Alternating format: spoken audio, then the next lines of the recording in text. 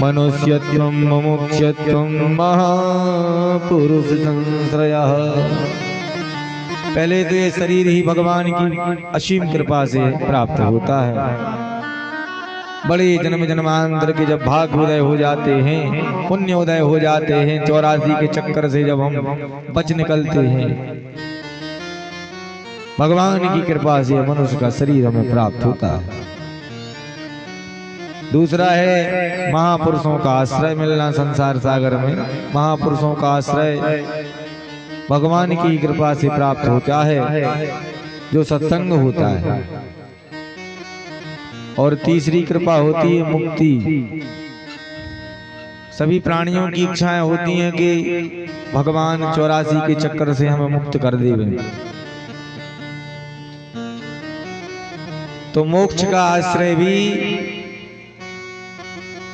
भगवान की ही कृपा से हमें प्राप्त होता है। भाग्योदयेन बहुजन्म समर्जितेन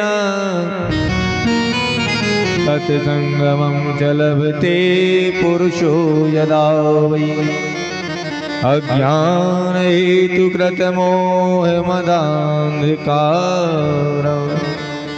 न संविदाय हि तदोदयते विवेका। बड़े भाग्य से आप सभी विराजमान हैं। भाग्य से ही भगवान की कृपा, भाग्य से ही मनुष्य का शरीर, भाग्य से ही सत्संग की प्राप्ति।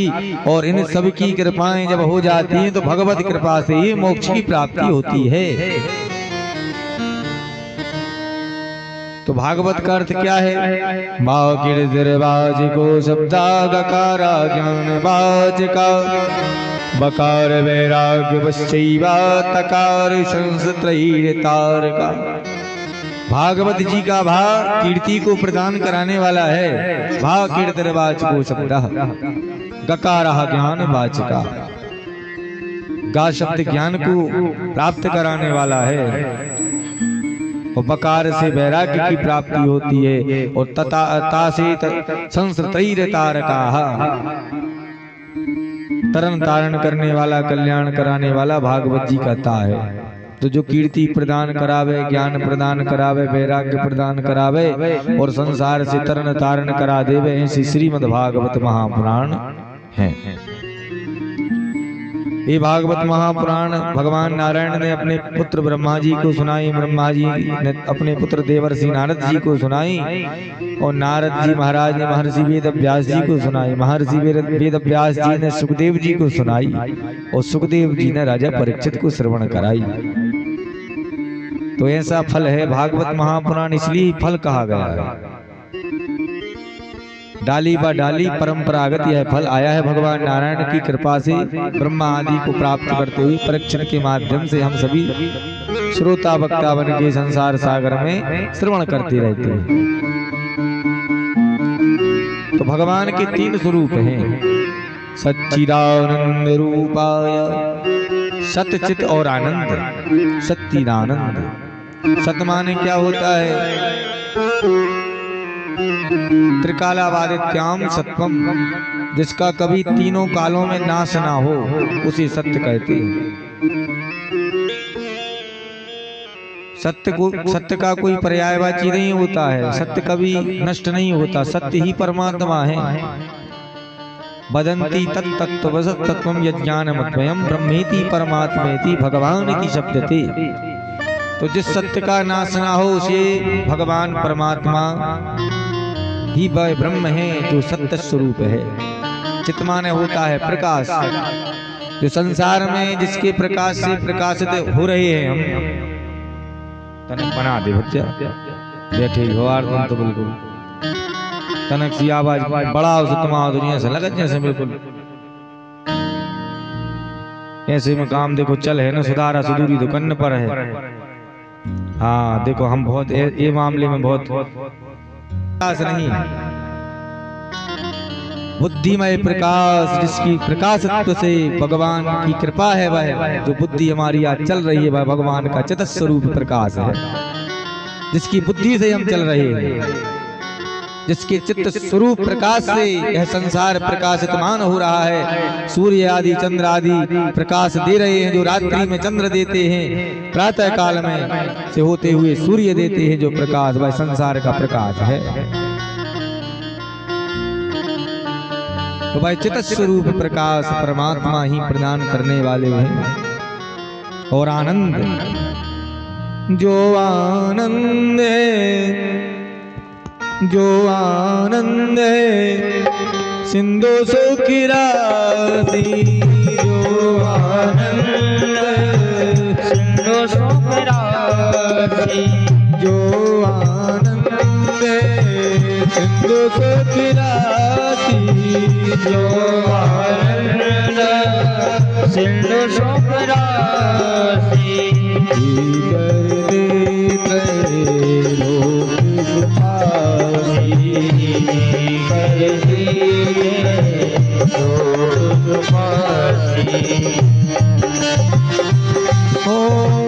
जो सुखदाम राम असनामा, जो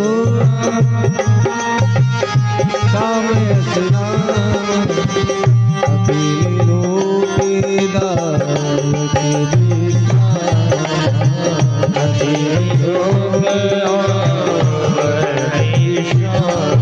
संसार जिसके प्रकाश से प्रकाशमान होता है वह परमात्मा सत स्वरूप है, चित स्वरूप है, प्रकाश स्वरूप हो करके संसार को आनंद देने वाले हैं। वह परमात्मा के तीन स्वरूप हैं।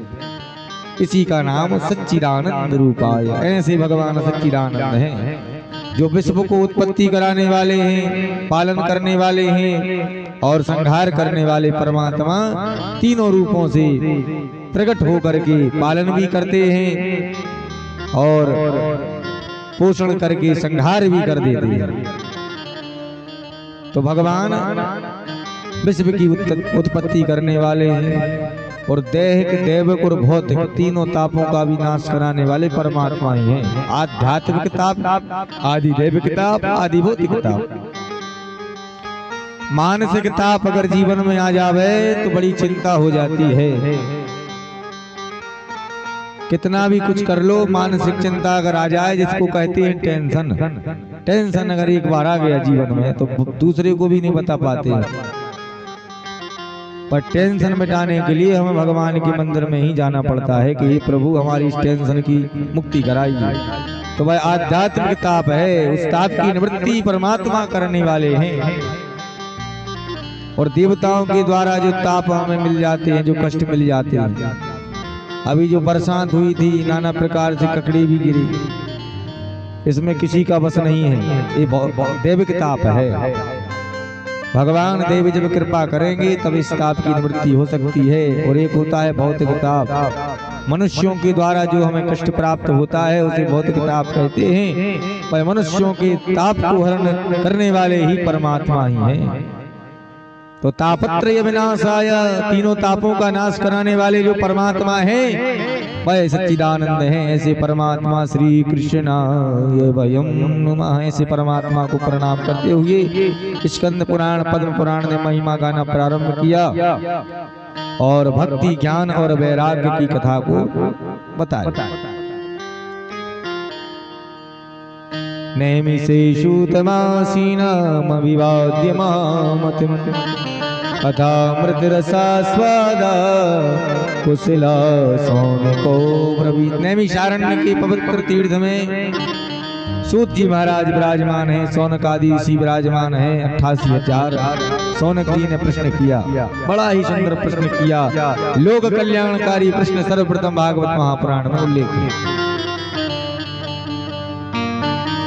अज्ञान ध्वंस विध्वंसा कोटि सूर्य समप्रभा सूताख्या ही कथा सारम मम तरुण रसायनम। हे प्रभु, अज्ञान रूपी जो अंधकार मनुष्यों के हृदय में, चित्त में विराजमान हो गया है, अज्ञान ध्वंस विध्वंस, अंधकार ही क्या मंद बुद्धि मंद भाग्य वाले हो गए हैं। हे प्रभु, दोनों में से एक बच जाए। या तो मंद भाग हो तो बुद्धि से काम किया जाए, या बुद्धि बची हो तो भाग्य से काम किया जाए। लेकिन मंदा सुमंद मतयो मंद भाग्या उपद्रुता पाखंड निरता संतो विरक्ता सा परिग्रह। दोनों ही जब नष्ट हो गए तो अज्ञान रूपी अंधकार की निवृत्ति आप जैसे गुरुदेव भगवान कराने वाले हैं। क्योंकि यह घोरे कलौ प्रायो जीवश्चा सुरतांगता क्लेशाक्रांतस्य तस्यैवा शोधने किं परायणम्। घोर कलिकाल के प्राणी मंद बुद्धि मंद भाग्य में रह के मदसरता को हृदय में धारण करते हुए काम क्रोधी लोभी हो जाएंगे प्रभु। इसलिए घोर कलिकाल में ऐसी उपाय ऐसी शक्ति का आप संचार कीजिए, ऐसी भक्ति बताइए कि जिस भक्ति को प्राप्त करके कलियुगी प्राणी भी भगवान की भक्ति करते हुए परम गति को प्राप्त हो सके। हे गुरुदेव भगवान, मैं जानता हूँ कि चिंतामणि लोक सुखम सुरद्रु स्वर्ग संपदम प्रयच्छति गुरु प्रीतो वैकुंठम योग दुर्लभम। चिंतामणि चिंतन मात्र करने से स्वर्गलोक की संपदा को प्रदान कराने की शक्ति रखती है। चिंतामणि अगर किसी के हाथ में लग जाए तो लोहे को भी सोना बनाने की शक्ति रखती है। लेकिन कल्प वृक्ष भी है देवलोक में, जिसके नीचे अगर बैठ जाओ जो भी इच्छा करो तो तुरंत ही प्राप्त हो जाता है। लेकिन हे गुरुदेव, इन दोनों में वह सामर्थ्य नहीं है कि वैकुंठ लोक प्राप्त करा सके। वह सामर्थ्य आप में है। प्रयच्छति गुरु प्रीतो वैकुंठम योग दुर्लभम।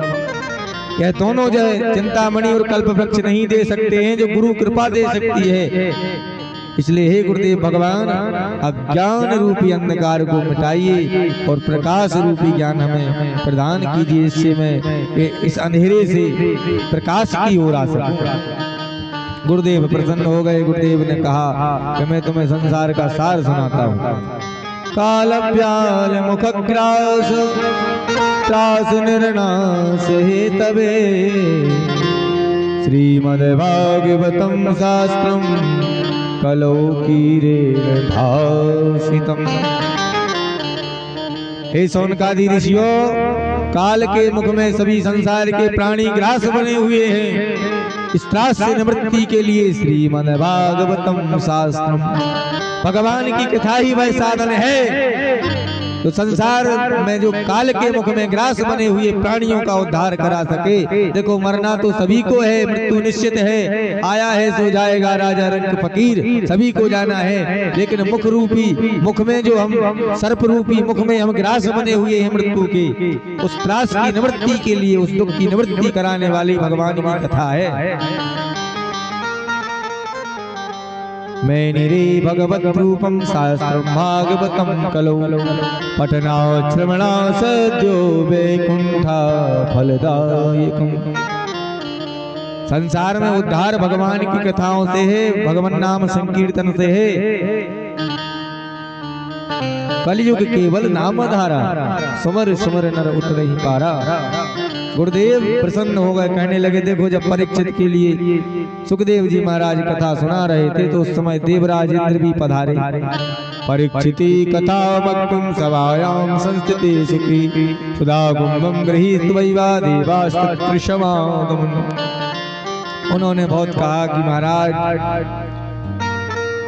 क्या कथा जो तुम परीक्षित को पिला रहे हो सो हमें पिला दो, अमृत इसको पिला दो। 7 दिन में मरने का जो श्राप लगा है,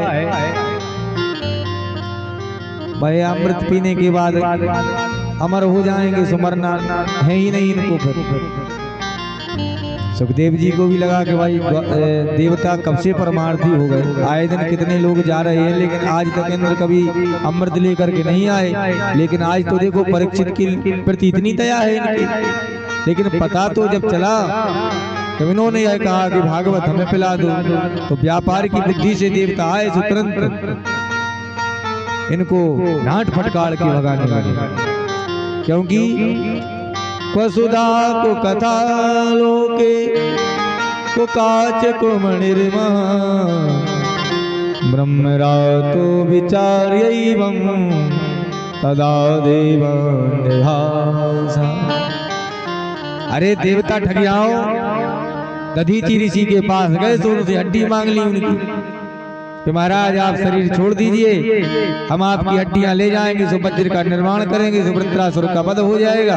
और आज तुम हमारे पास आए हो व्यापार की बुद्धि को लेकर के, एक कांच का टुकड़ा दे करके करोड़ों की मणि को लेना चाहते हो, व्यापारी बुद्धि लेकर के आए हो।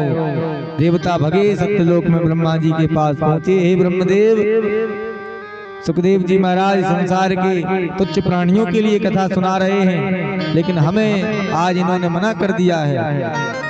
चिंता ना करो, देखते हैं परीक्षित की 7वें दिन में क्या दशा होती है। जब देखा गया कि परीक्षित की मुक्ति को देख करके सभी देवता प्रसन्न हो गए।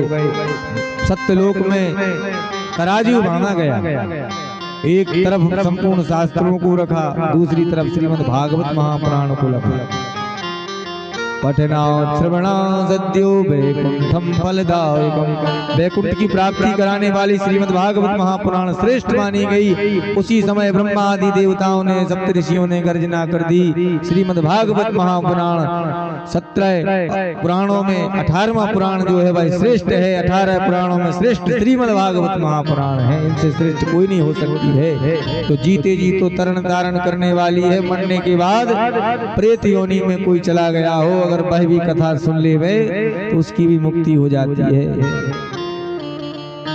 तो महाराज 7 दिनों की विधि कब से बनाई गई?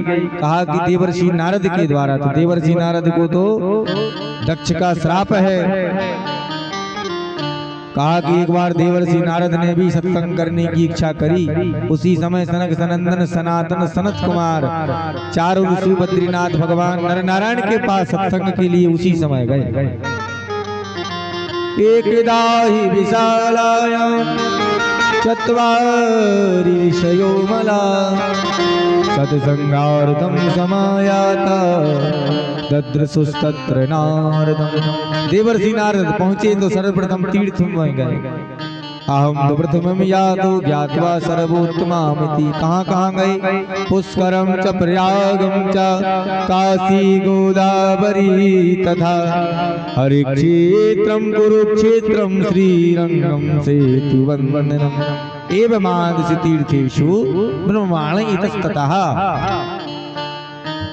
पुष्कर, प्रयाग, काशी, गोदावरी, कुरुक्षेत्र, श्रीरंग, सेतुबंध, रामेश्वरम में जाकर के पहुंचे तो लेकिन उनके हृदय में जब शांति नहीं हुई नारद जी महाराज के, तो वहां से खिन्न भिन्न अवस्था में भागे।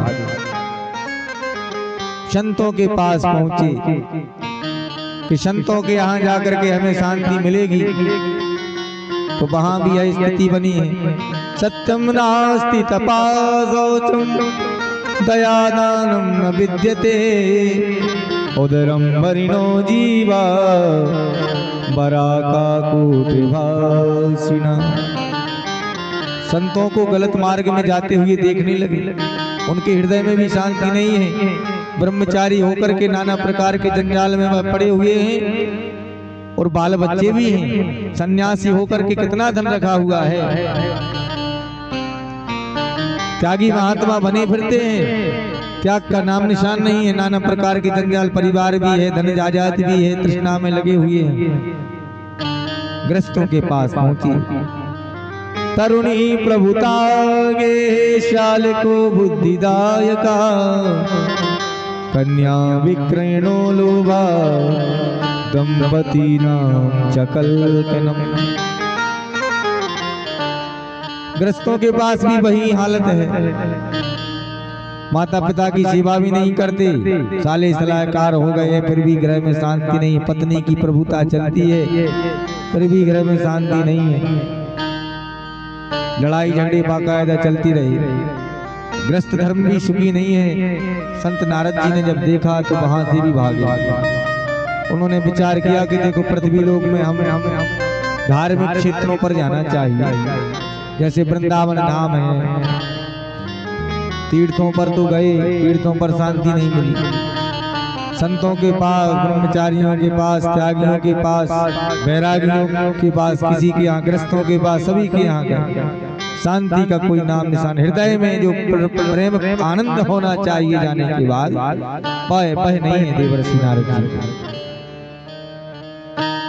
तो वृंदावन धाम का विचार बनाए कि वृंदावन धाम जाना चाहिए। वहां भगवान श्री कृष्ण ने लीला करी है, यमुना जी के पुलन में भगवान ने बाल लीलाएं करी हैं। यत्र तत्र भगवान की लीला को देख करके मेरा हृदय अति पवित्र हो जाएगा। तो प्रथम दिवस का उपलक्ष्य है शारीरिक ना सही लेकिन मानसिक ही सही वृंदावन धाम जाना चाहिए सभी को। और वर्ष में एक बार जाओ, लेकिन गोवर्धन महाराज की परिक्रमा जरूर लगाने जाया करो। गोवर्धन के रूप में भगवान श्री कृष्ण ही हैं। यह जीवन बार बार मिलने वाला नहीं है। वैकुंठ से भी श्रेष्ठ बताया है वृंदावन धाम को। तो वैकुंठ तो मान ही लो। तो धरती में जब वैकुंठ की प्राप्ति हमें हो रही है तो वृंदावन धाम एक वर्ष में एक बार चले जाओ, गोवर्धन महाराज की परिक्रमा, वृंदावन धाम की परिक्रमा लगाओ, बिहारी जी के दर्शन करो और भगवान से कहो कि हे प्रभु, जितने संपूर्ण साल भर के पाप है और पुण्य है, कायेन वाचा मनसा विपाक, जितना भी कर्म है मैंने आपके चरणों में समर्पित किया है। तेरा तुझको अर्पण क्या लागे मेरा। तो पापों का क्षय कर देंगे और पुण्यों का क्षय करके तुम्हें भेज देंगे, तो परिवार तुम्हारा आनंद में रहेगा। बोल वृंदावन मांगे बिहारी लाल की जय हो। मन चले रे वृंदावन धाम, मन चले रे वृंदावन धाम, राधे राधे गाएंगे। मन चले रे वृंदावन धाम, राधे राधे गाएंगे। मन चले रे वृंदावन धाम, राधे राधे गाएंगे। मन चले रे वृंदावन धाम, राधे राधे गाएंगे। ओ राधे राधे गाएंगे, श्यामा श्यामा गाएंगे। ओ राधे राधे गाएंगे, श्यामा श्यामा गाएंगे। राधे राधे गाएंगे, श्यामा श्यामा गाएंगे। राधे राधे गाएंगे, श्यामा श्यामा गाएंगे। तो वहीं पे मिलेंगे श्याम, राधे राधे गाएंगे। तो वहीं पे मिलेंगे श्याम, राधे राधे गाएंगे। राधे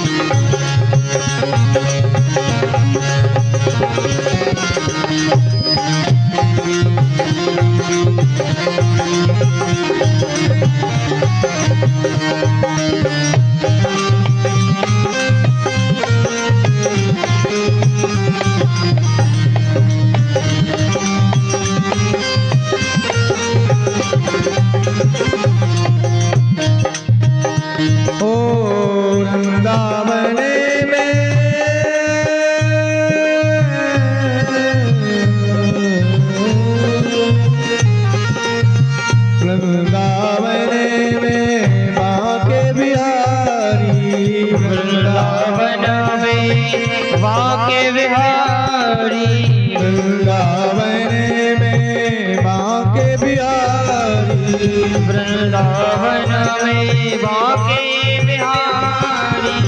ओढ़ के बैठो कांवरिया कारी, ओढ़ के बैठो मैया प्यारी। ओढ़ के बैठो कांवरिया कारी, ओढ़ के बैठो कांवरिया प्यारी। कोई मिल जाए घनश्याम, राधे राधे गाएंगे। ले जाएंगे श्याम, राधे राधे गाएंगे। मन चल रे वृंदावन धाम, राधे राधे गाएंगे। ओ मन चल रे वृंदावन धाम, राधे राधे गाएंगे। वृंदावन हरि लाल की जय।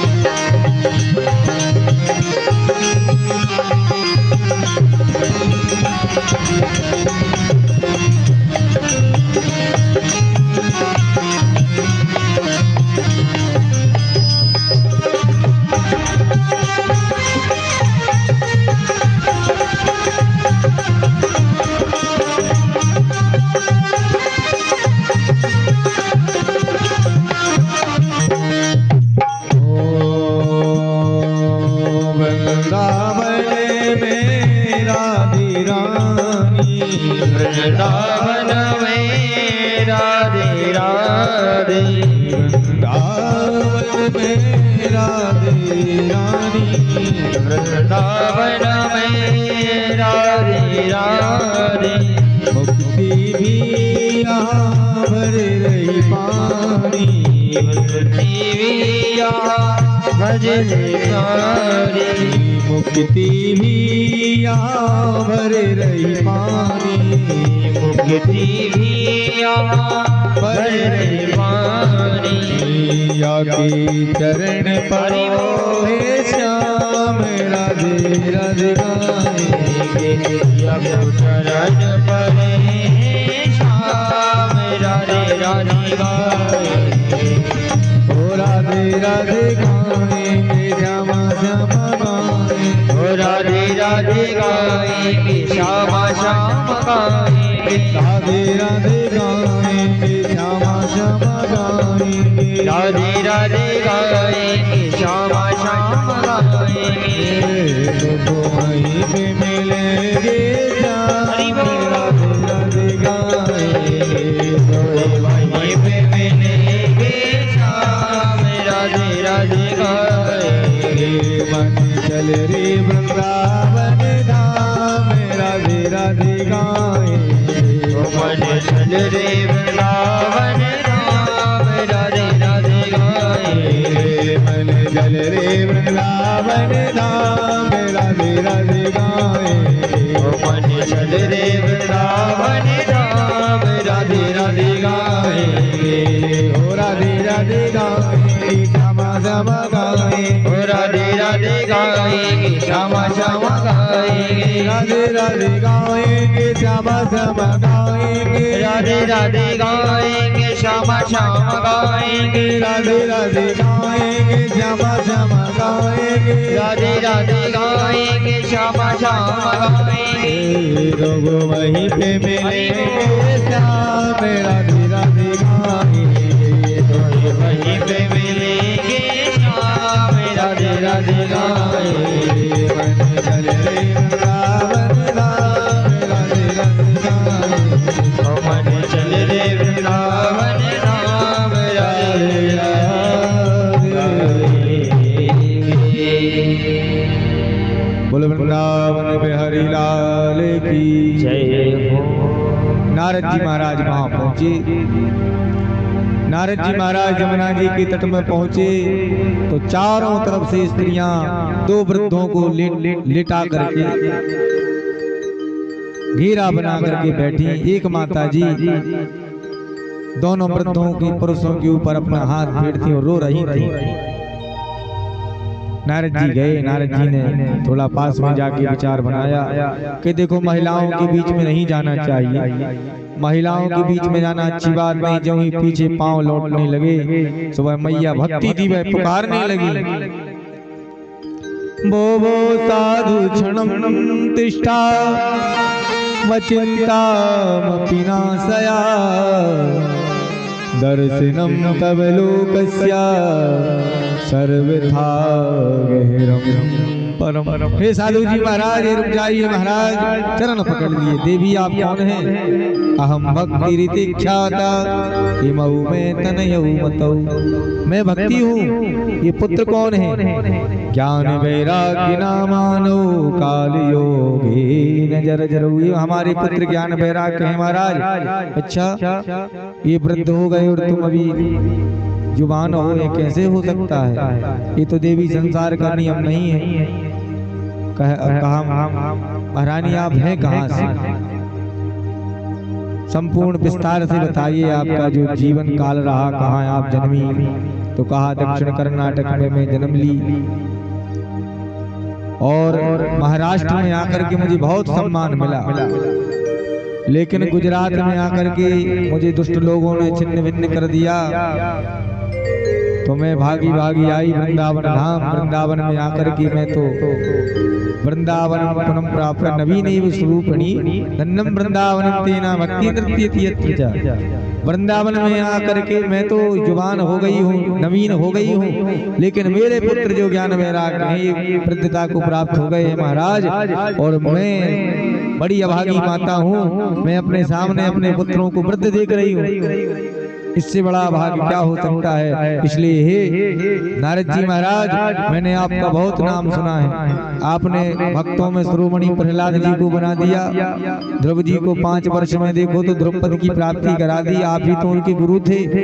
ऐसे गुरुदेव होकर के आपने 5-5 वर्ष के बालकों को भगवान की भक्ति में संलग्न कर दिया है। और मैं चाहती हूँ कि आप भी मेरे भक्तों पुत्रों पर प्रकाश डालें, नहीं तो मैं सत्य कहती हूँ विदेशम गम्यते मया। आपने अगर मेरे लिए कुछ नहीं किया तो विदेश को चली जाऊंगी महाराज।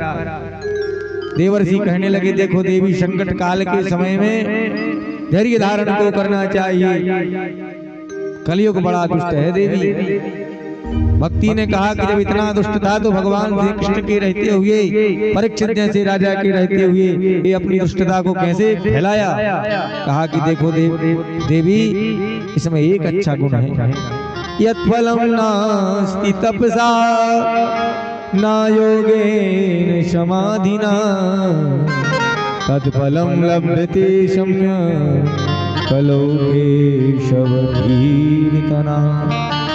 परीक्षित ने जब इसको बाहर निकालने की कोशिश करी तो चरण पकड़ लिए, हे महाराज मुझ में जैसे भी अवगुण हो, दोष हो तो ठीक है, लेकिन मुझ में एक ऐसा गुण है मेरे युग में कि जो सतयुग में तपस्या योग समाधि से, त्रेता में दान पुण्य करने से, द्वापर में जो प्राप्त होता था वह मात्र कलयुग में हरिनाम संकीर्तन से प्राप्त हो जाता है। इसलिए यह गुण को देख करके रीझते हुए परीक्षित ने कह दिया कि तुम यहीं रहो, मेरे राज्य में कुछ स्थान दे दिए। तो आज यह विपदा आ गई कि आपके पुत्र जो ज्ञान वैराग्य है वह वृद्धता को प्राप्त हो गए। देवी मैं नारद कहता हूँ, मैं शपथ लेता हूँ कि तुम्हारे पुत्रों को मैं भगवान की कृपा से वृद्धता जीर्णता को दूर कराऊंगा, युवान बना के स्वस्थ करने का मैंने शपथ लिया है। आप देवी चिंता ना करें, मैं नारद इन बच्चों को आशीर्वाद देता हूँ और प्रयास करता हूँ। वेद वेदांत गोसस्य गीता पाठ वेद वेदांतों का घोष सुनाने लगे, गीता का पाठ सुनाने लगे, लेकिन कुछ नहीं हुआ। थोड़े समय के लिए जागृत होते फिर गिर जाते, मूर्छित हो पड़ते। उसी समय आकाशवाणी हुई, नारद उद्यमा सबलस्तोयं भविष्यति न संशया एतदर्थं तु सत्कर्म सुररसेतुं समाचरा। सत्कर्म करो नारद, सत्कर्म करने से इन दोनों पुत्रों की वृद्धता दूर हो जाएगी। सत्संग करने के लिए, सत्कर्म करने के लिए जो ही कहा, तो सत्कर्म क्या होता है यह नहीं समझे आकाशवाणी की बात। नाना प्रकार से ब्राह्मणों से पूछा, संत महात्माओं से पूछा, कौन बतावे कि सत्कर्म क्या होता है। तो अंत में विचार बनाए कि नर नारायण भगवान से पूछने जाना चाहिए बद्रीनाथ धाम में। और जब ही पहुंचने लगे तो सनक सनंदन सनातन सनत कुमार चारों ऋषि वहां सामने जब नारद जी को आता हुआ देखा तो उनका चेहरा लटका हुआ था। अरे नारद जी महाराज, आपका चेहरा तो ऐसे लटका हुआ है जैसे कोई गरीब का धन लुट जाता है, और वह गरीब विचार करता है कि मैंने कितने परिश्रम के साथ यह धन का अर्जन किया था और यह कोई लूट भी ले गया। आपका धन तो भगवान नाम कीर्तन है, भगवान की भक्ति है, आपका कौन सा धन चला गया है नारद जी महाराज जो आप इतने परेशान हैं। नारद जी ने आज सब कुछ बात को बताया। मैं पृथ्वी लोक में गया, वृंदावन धाम गया, मैंने उन ज्ञान वैराग्य रूपी दो पुत्रों को माता भक्ति के बीच में वृद्ध होते हुए देखा। मैंने बहुत प्रयास किया है लेकिन कुछ नहीं हुआ। और आकाशवाणी ने कहा कि सत्कर्म करो, तो सत्कर्म क्या होता है मुझे तो नहीं पता है। सनकादि मुनीश्वर हंसने लगे, करने लगे, बस इतनी सी बात है। श्रीमद् भागवतालाप सतु गीता सुखादिवी। अरे नारद जी महाराज, श्रीमद् भागवत महापुराण ही वह सत्कर्म है जिसको श्रवण करने से, जिसको करने से तुम्हारे पुत्रों की जीर्णता दूर हो जाएगी। वह माता भक्ति से, माता भक्ति के पुत्रों की जीर्णता दूर हो जाएगी। नारद जी घबराने की जरूरत नहीं है। तो महाराज कौन सुनावे कौन सुने, लेकिन एक बात है, मुझे अभी भी विश्वास नहीं होता है सनकादि मुनीश्वरों, क्योंकि मैंने यह सुना है कि वेदों का ही सार भगवत जी है। तो श्रीमद् भागवत महापुराण वेदों का ही सारत्व है। तो जब मैंने वेदों को सुना दिया, गीता को सुना दिया, पंचम वेद महाभारत को सुना दिया, उपनिषदों को सुना दिया, कुछ नहीं हुआ है जब, तो भागवत जी सुनाने से क्या होगा। तो कहा कि देखो एक वृक्ष होता है, उस वृक्ष का सारस्व उसके फल में होता है। लेकिन कोई कहे कि महाराज इतना मधुर फल है तो वृक्ष भी बहुत मधुर होगा, तो वृक्ष को कोई चबाने लग जाए।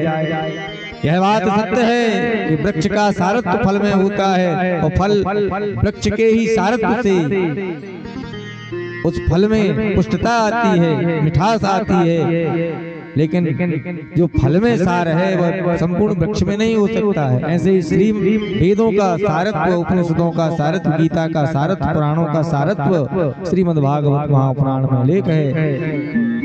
तो महाराज कौन सुनावे, सो आप ही सुना दीजिए। तो कहा कि चलो हरिद्वार में नीचे के लोग थोड़ा ऊपर आवे और सन्यासी लोग थोड़ा नीचे आवे।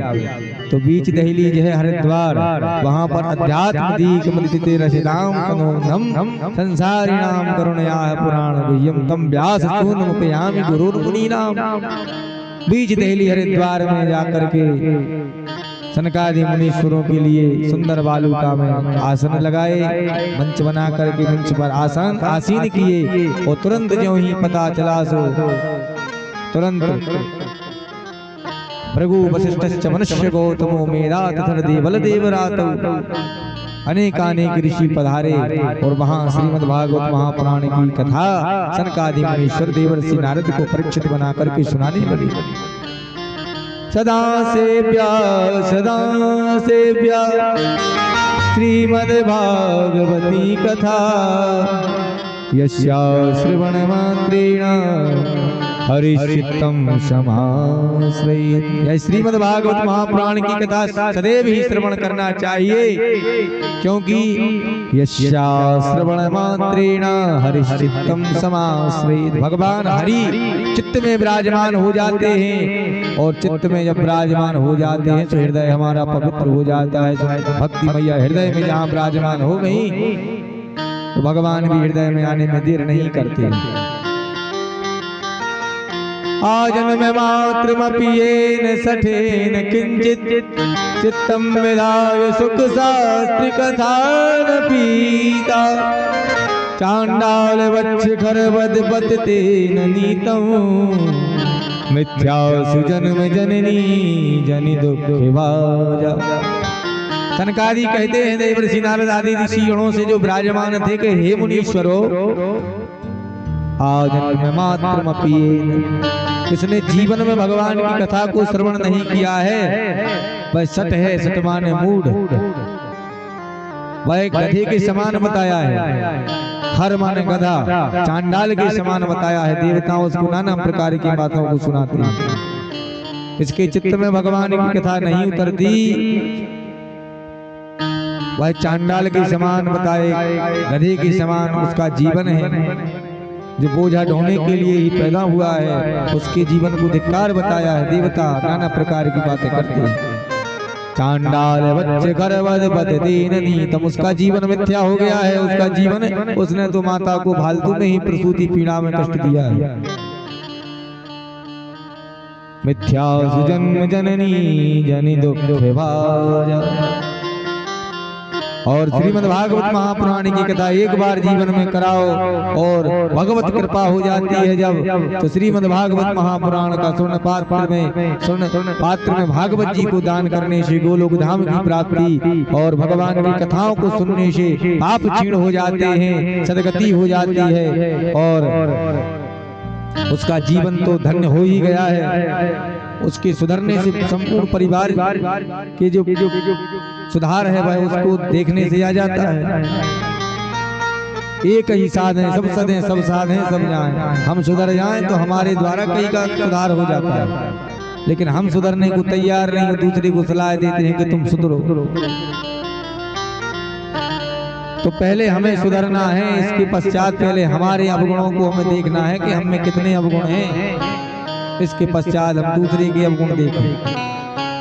ऐसे ही कथा सुनाते जा रहे थे, उसी समय माता भक्ति ज्ञान वैराग्य के साथ प्रकट हो गई और ताता थैया करके नाचने लगी। भक्ति सुतौ तौ तरुणौ गृहीत्वा प्रेमैक रूपा सहसा विलासी। श्री कृष्ण गोविंद हरे मुरारी नाथेति नामानि मोहवदन्ति। आज वह ज्ञान वैराग्य जो व्रत पड़े हुए थे जमुना जी के तट में, माता रो रही थी, दुख पा रही थी कि हमारे पुत्रों का क्या होगा। वह श्रीमद् भागवत महापुराण को सुनने से, सनकादियों के मुखारबंद से, नारद जी के द्वारा सुनने से ताता थैया करके अपनी मैया के साथ नाचने लगे। और माता भक्ति आई सनकादि मुनीश्वरों से कहने लगी कि हे प्रभु यह बताइए कि हम कहाँ निवास करें। तो सनकादि आज भक्ति मैया को स्थान देते हैं। निरंतरम वैष्णव मानसा, निरंतर उन वैष्णवों के हृदय में वास करो जिनका हृदय भगवान में लगा रहता है, जिनका चित्त भगवान में ही लगा रहता है। सकल भुवन मध्ये निर्धनास्ते पिधन्या निवसति हृदयेषां श्री हरिर्भक्तिरेका। हरिरपि निजलोकं सर्वथा तो विहाय प्रवसति हृदयेषां श्री हरिर्भक्तिरेका। जिसके हृदय में काम क्रोध लोभ मोह मद मत्सर द्वेष ईर्षा छल कपट भरा हुआ है, उनके हृदय में ना कभी भक्ति आती है न भगवान आते हैं। और जिनके हृदय से शत्रु भगवान के निकल जाते हैं उनके हृदय में भक्ति भी आ जाती है, भगवान भी आ जाते हैं। बोल भक्त वत्सल भगवान की जय। नारद जी कहते हैं त्रिविध सप्ताह की विधि मैंने श्रवण कर ली, अब यह बताइए कि कैसे कैसे पापियों का उद्धार करने वाली भागवत महापुराण है। क्योंकि जाने बिनु ना होए परतीति, बिनु परतीत होए नहीं प्रीति। जाने बिना प्रीति नहीं होती और प्रीति के बिना विश्वास नहीं होता और विश्वास के बिना भक्ति नहीं होती। तो पहले जानना जरूरी है, फिर विश्वास करो, फिर भक्ति करो। तो कहा कि कैसे कैसे पापी नहीं, जिसने जीवन भर पाप ही पाप किया हो। ये मानवा पाप कृतस्तु सर्वदा सदा दुराचार रता विमार्गा। क्रोधाग्निदग्धा कुटिलस्य कामिना सप्ताह यज्ञेन कलौ पुनन्ति। जिसने जीवन भर पाप ही पाप किया हो महाराज, और अंतिम समय में भगवान की कथा उसको श्रवण करने को प्राप्त हो गई हो, तो उसका भी उद्धार करने वाली है। सनकादियों ने कहा कि देखो प्रत्यक्षता करने के लिए हम तुम्हें एक इतिहास सुनाते हैं। तुंगभद्रा तटे पूर्वामुत्पत्तनमुत्तमम् यत्र वर्णाश्वधर्मेण सत्य सत्कर्म तत्परः। तुंगभद्रा नदी के तट पर आत्मदेव नाम के पंडित जी रहते थे। आत्मदेव बड़े ही विद्वान थे, द्वितीय भास्कर जिनका नाम चलता था, द्वितीय भास्कर होगा विद्वानों में द्वितीय भास्कर। पत्नी धुंधुली देवी, इनके यहाँ जब संतान नहीं हुई, सुनाना प्रकार के ताने देने लगे ग्रामवासी। पंडित जी पंडिताई करते थे तो पंडिताई छूट गई, लेकिन एक दिन अपनी पत्नी ने ही जब इनको डांटा कि तुम्हारे कारण तुम्हारे कर्मों के कारण आज मैं भोग रही हूँ महाराज। तो महाराज जी को तो बहुत बुरा लगा। बताओ, ग्रामवासी तो ठीक है, जजमान तो ठीक है, आज हमारी पत्नी ही मुझे डांट रही है, ऐसी जीने से क्या फायदा। तुरंत मरने के लिए चल दिए। मरने के लिए जा रहे थे तो एक वृक्ष के नीचे बैठ गए, विचार करने लगे कि इस जीवन से क्या आशय है। इस जीवन में पत्नी ही हमारे विषय में ये विचार करती है। संत जी महाराज का वहां से आगमन हुआ और संत जी महाराज को जब देखा तो महाराज जी दौड़ पड़े, चरणों में गिर पड़े। हे महाराज, मेरे दुख की निवृत्ति कीजिए। महाराज जी ने सोचा कि देखो ये भटक गए हैं, पंडित हैं, थोड़ा इनको समझा देते हैं हम। लेकिन विचार तो तब आया इनको जब चरणों में लिपट करके पुत्र की याचना करने लगे। हे महाराज, मैं बड़ा दुखी हूँ, मेरे यहाँ संतान नहीं है और मेरे यहाँ ही तो ठीक है, मेरी गौ माता के यहाँ भी कोई बछड़ा नहीं। वृक्ष भी फल देने से इनकार करते हैं, नाना प्रकार के ताने मिलते हैं हमें महाराज। आज तो हमें पत्नी नहीं, बहुत ताने दिए हैं। अरे पंडित जी महाराज, एक सब फालतू की बातें हैं। राजा अंग के यहाँ एक पुत्र हुआ बहन, राजा सगर के यहाँ 60,000 पुत्र हुए, आज तक किसी को पुत्र से सुख प्राप्त हुआ है जो तुम्हें होगा। फालतू की चेष्टाएं करने से क्या फायदा है। भगवान की भक्ति करो महाराज। उंचा ज्ञानम प्रजा रूपम बलिष्ठा कर्मणो गति विवेकम तु समासाद्य त्यज संसार भासनम। संसार की वासनाओं का त्याग करना ही जीवन का फल है। और आपके माथे की लकीरें बताती हैं, सप्त जन्मा मदिश्चैवा पुत्रो नैव च नैव च। आपके यहाँ तो 7 जन्म तक संतान का सुख नहीं है महाराज, इसलिए पुत्र की चेष्टा को त्याग दीजिए और भगवान के भजन में लीन हो जाइए। अब तो महाराज को बड़ा दुख हुआ, माता पीट पीट करके रोने लगे। आपने तो हमारे दुख की निवृत्ति तो ठीक है, 7 गुना दुख और बढ़ा दिया है। माथे पीटने लगे। संत जी कहने लगे, महाराज क्या करोगे, मेरे सामने प्राण दे करके मुझे ब्रह्म हत्या का भागी बना रहे हो। मैं तुम्हारे सामने ही प्राण दे दूंगा संत जी महाराज, अगर आपने मुझे पुत्रवान का आशीर्वाद नहीं दिया तो। संत जी ने विचार किया कि अच्छे फंस गए हम तो। हमने तो विचार किया था कि भगवान के भजन से कुछ क्षण इनका दुख में बीत रहा है, तो मैंने सोचा कि मार्गदर्शन इनका कर लिया जाए, लेकिन यह तो संतान की चेष्टा में दुखित हैं। भगवान का ध्यान इन्होंने किया संत जी ने। चलो ब्रह्म हत्या से अच्छा है कि भगवान की इच्छा जो भी हो तो एक फल निकाल करके अपनी झोली में से दे दिया। जाओ महाराज, भगवान ने चाहा तो तुम्हारे यहाँ संतान हो जाएगी।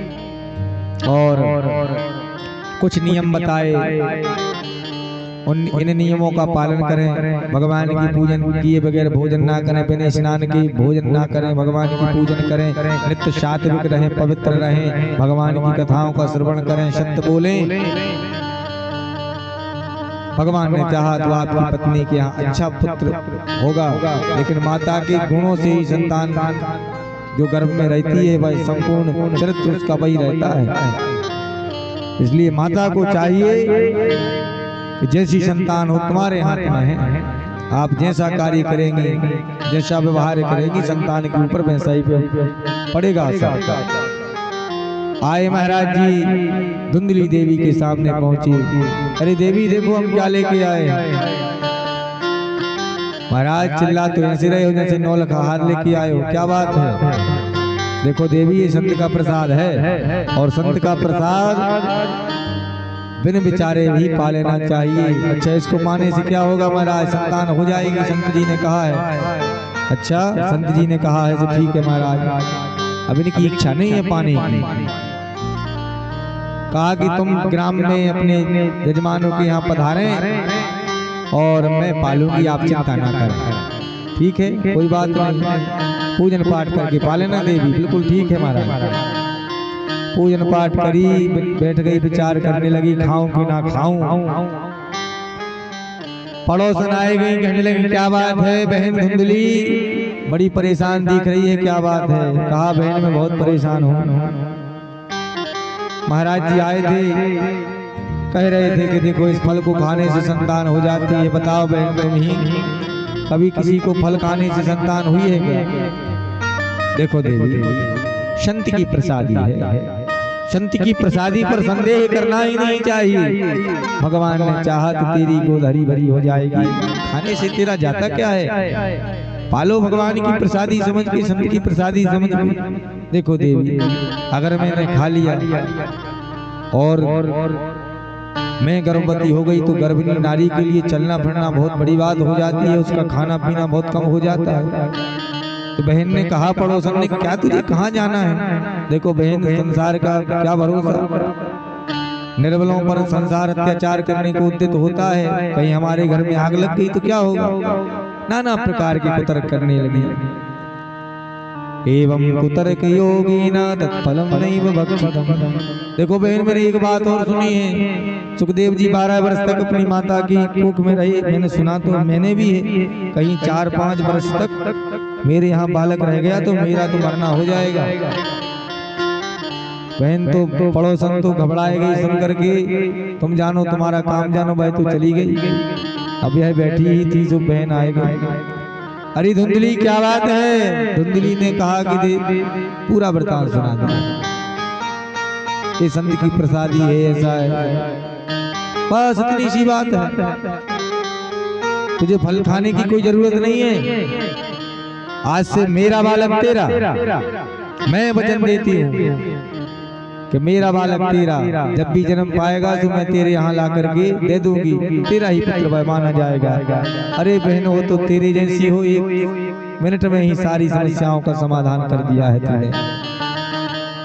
महाराज जी तो यही समझते रहे कि इसने फल खा लिया है, लक्षण भी दिखाने लगी, ढोंग बताने लगी। समय आया 9 महीने के बाद उसके यहाँ जब बच्चा हुआ तो बच्चे को लेकर के आए गए, धुंधली देवी के हाथ में दे दी, बड़ी प्रसन्न हुई। महाराज जी को बताने नाना प्रकार की बातें तो पहले से ही बताती। जब महाराज जी ने उस पुत्र को देखा तो बड़े प्रसन्न हुए। देखो संत की प्रसादी काम कर गई। मैंने तो कहा था देवी तुम्हारे यहाँ संतान हो जाएगी। देवी को पता है, बड़ी प्रसन्न है, और फल जो था वो संत की प्रसादी का गौ माता को खिला दिया उस बहन के कहने पर।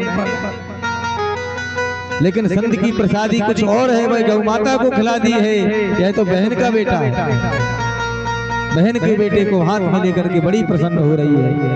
3 महीने, ठीक 3 महीने के पश्चात गौ माता ने एक पुत्र को जन्म दिया।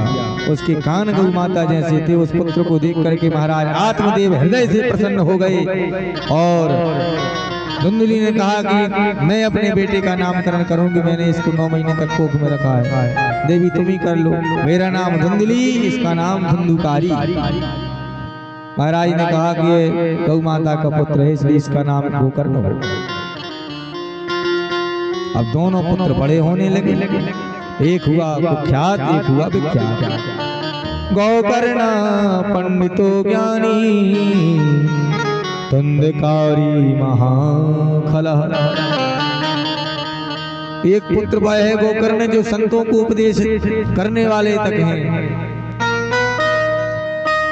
10-25 के बीच में बैठ करके, वृक्ष के नीचे बैठ करके भगवान की कथाओं को सुनाते थे गोकर्ण जी महाराज।